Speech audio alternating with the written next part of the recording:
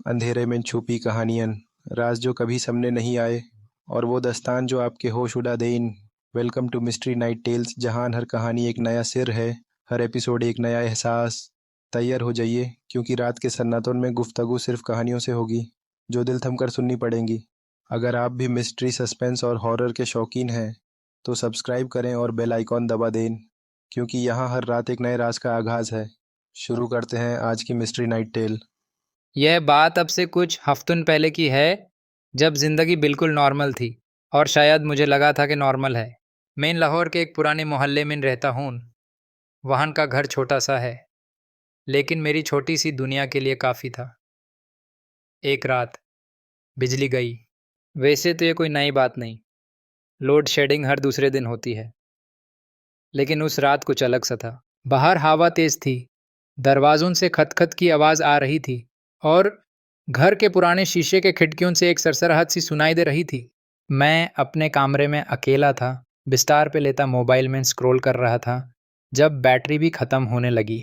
फिर अचानक फ़ोन की स्क्रीन खुद ब खुद जल उठी। मैं चौंक गया। कोई नोटिफिकेशन नहीं, कोई कॉल नहीं, बस एक पुरानी तस्वीर खुल गई। मेरी दादी की तस्वीर, जो 3 साल पहले कैंसर से गुजर गई थी। वो अपने गांव के घर के आंगन में बैठी थी, पुराने कपड़े पहने, चेहरे पे थकान, लेकिन आंखें, या अल्लाह, उनकी आंखें मुझे घूर रही थी। तस्वीर में वो हल्का सा मुस्कुरा रही थी, जो मुझे बिल्कुल याद नहीं कि उन्होंने कभी ऐसा किया हो। मेरा दिल ज़ोर से धड़का, हाथ कांप रहे थे, और मैंने फ़ोन नीचे रख दिया। लेकिन दिल में एक बेचैनी सी होने लगी, जैसे कोई मुझे देख रहा हो। तभी कमरे के कोने से एक धीमी सी आवाज़ आई, बेटा।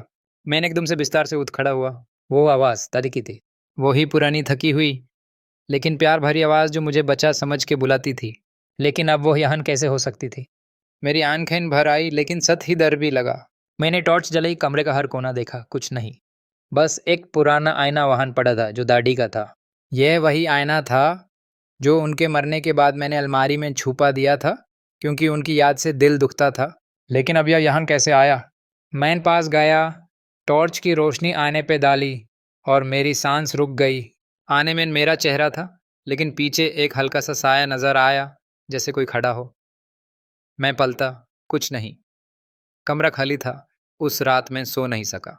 दिल में दर्द था, आंखों में आंसू थे, और कान वो आवाज़ सुनने की कोशिश कर रहे थे। सुबह जब उठा, तो आईने पे एक दाग था, जैसे किसी ने उंगली से लिखा हो, मिलने आऊंगी। मेरा दिल डूब गया। ये क्या था? कोई मजाक, कोई हकीकत? मैंने आईने को उठाया और स्टोर रूम में डाल दिया, दरवाज़ा बैंड करके ताला लगा दिया। सोचा कि शायद मेरा दिमाग मुझसे खेल रहा है। 3 साल से उनकी याद दिल में बसी थी, शायद वही वहाँ बन गया। लेकिन अगले दिन से घर में अजीब चीज़ें शुरू हो गई। हर रात जब बिजली जाती, वो खटखट दोबारा शुरू हो जाती। कभी दरवाज़ा, कभी खिड़की, कभी अलमारी के अंदर से। एक रात मैंने हिम्मत करके दरवाज़ा खोला। बाहर कुछ नहीं, बस अंधेरा और ठंडी हवा। दिल में एक घबराहट सी थी, जैसे कोई मुझे बुला रहा हो। फिर एक दिन दोपहर को जब मैं काम से घर आया, तो स्टोर रूम का दरवाज़ा खुला था, आईना वहाँ नहीं था। मैंने घर वालों से पूछा, अम्मी, अबू, छोटी बहन, किसी ने हाथ नहीं लगाया।